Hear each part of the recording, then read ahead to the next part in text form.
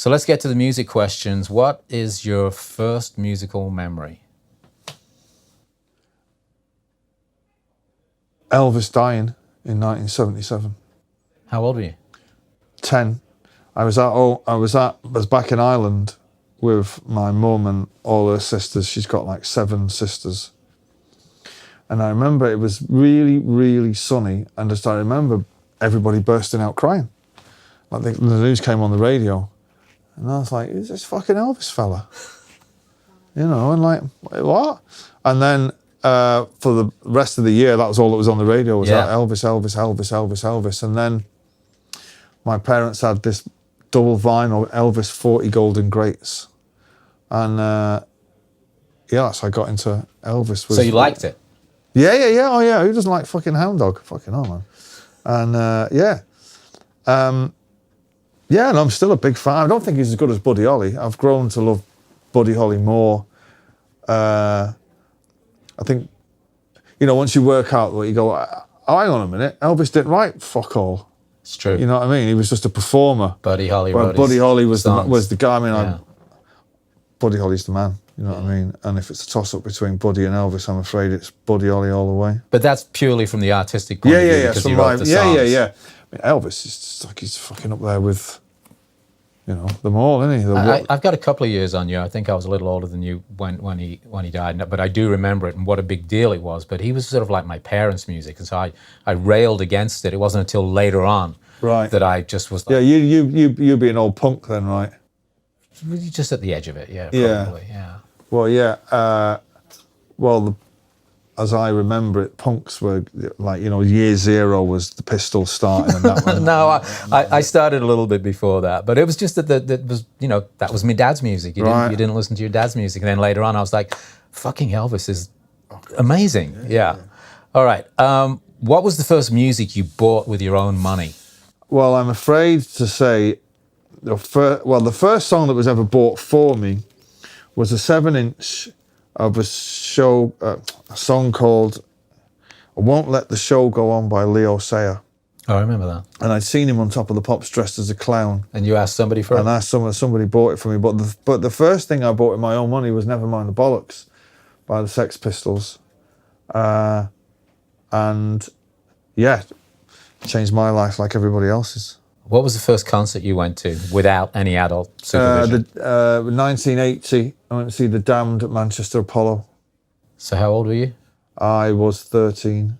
What did that feel like? Amazing. It's anybody's first gig is a life-changing experience. And I only got in because one of my mum's friends who came from the same village in Ireland, the Irish bouncers did all the doors on the nightclubs in Manchester. Right, so you could get in. And Sean Dolan was the head of security.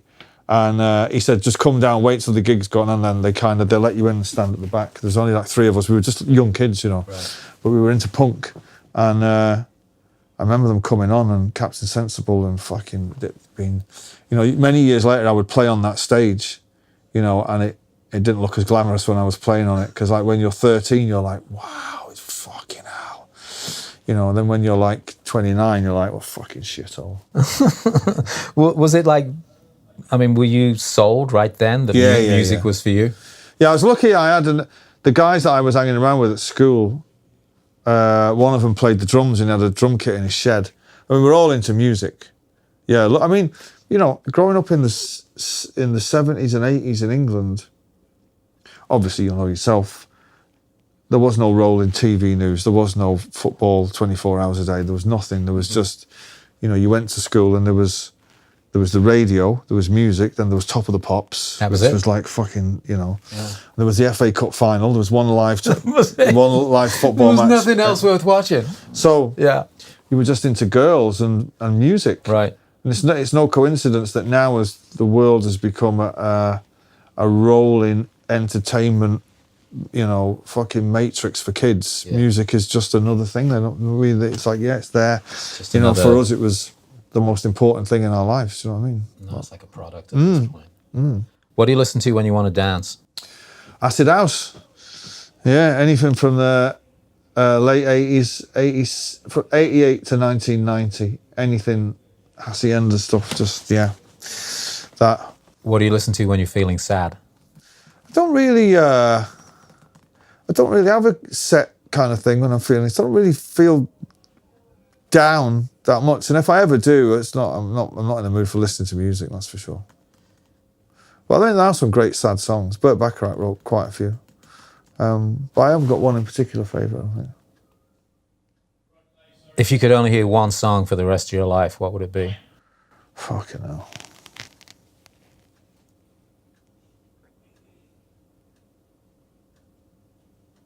Well, I don't know, whatever you're going to say, you're going to get annoyed with pretty fucking quick.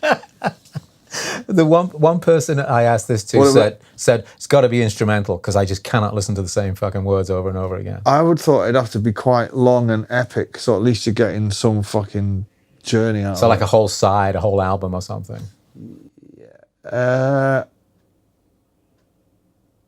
What would I like to listen to? God almighty, I don't know. Like Shine On You Crazy Diamond's about 23 minutes long, isn't it? Something by Pink Floyd. Yeah. Do you have a favourite music video? I used to like videos until I had to start making them, and I fucking hate them. Best music video. No, I can't say I do. Let's Dance by David Bowie. I don't know. Actually, maybe some of the U2 stuff from Joshua Tree. Still haven't found what I'm looking for. It's pretty good with this busking in LA about Jesus. Do you have a recent musical discovery that you'd like to share with our listeners? It doesn't have to be new, just something that's new to you.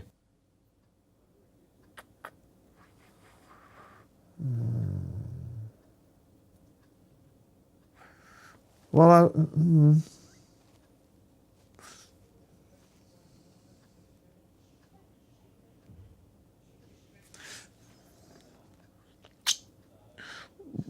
no. It's the short answer. I can't think. As you were doing that, I was thinking, well, we'll chop all this part out. Yeah. And then you get to no, and I'm like, no, I think we'll leave it all in. I can't think. No, I can't think. Is there a band or artist that you love, but you feel they never got the big break they deserved? The Left Bank would spring to mind immediately. Great fucking songs.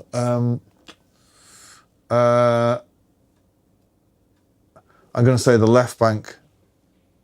No one really checks for the Left Bank, but Desiree and Barters and Their Wives and Walk Away Renee and, you know, the whole first album is amazing. Do you have a musical guilty pleasure? No. I don't feel guilty about anything I like. No, Tears for Fears, people would associate me with that on Pet Shop Boys, but I love 80s music. I think it's fucking great. It's the golden age of songwriting. I heard that Pet Shop Boys remix. Yeah. Which song is it? Think of a Number. Yeah, I heard it last night. Well, that was the most toned down one. They sent me 3 versions and fuck me. If I'd have put number 1 out, there's been a lot of upset Mancunian youths. Yeah. So fucking, what's all this? What's this fucking shit? So they were sending me in levels of Pet Shop Boysness. And they got to 1, I think it was number 5. I was like, that's acceptable, I think. I met those guys about 10 years ago at the radio station and nobody recorded it. I'm so fucking pissed off. They're amazing. I'd seen them last year at Glastonbury. They were fucking incredible. Just a brilliant songwriters. And we're wrapping it up. How are you feeling right now? I feel all right. Nothing more, nothing less. Ready for something to eat and then ready for a barrage of fucking friends to arrive. And it's like LA's one of those towns where you just see everybody. Everybody's here. Everybody's here. I've got to get something to eat before they all descend on my dressing room and oh my God. You know. Well, listen, thanks for taking a minute. It's great to see you again. Thank you very much. Appreciate it, man. Thank you. Cheers. Thank you. Yeah.